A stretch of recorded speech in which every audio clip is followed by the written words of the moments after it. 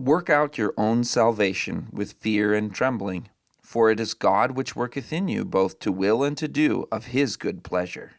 Philippians 2, verses 12 and 13. Our relation to God is the same as that of little children to their parents. The God of heaven is watching his people, his church, just as loving parents watch their children.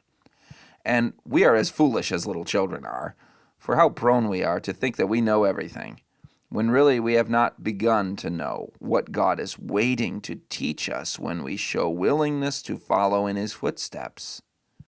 Will we come down from our position of self-righteousness and, as little children, take hold of God's work? Will we be willing to be taught and led of him? With tottering steps we are just beginning to walk. In time we shall learn to take firmer steps, but now we are liable at any moment to stumble and fall. From the highest to the lowest, we each have spiritual weaknesses and troubles similar to the weaknesses and troubles of helpless children.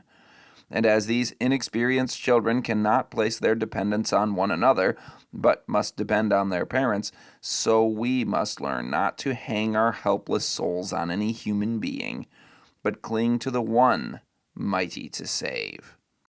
God calls upon us to make our movements in his fear and to walk tremblingly before him.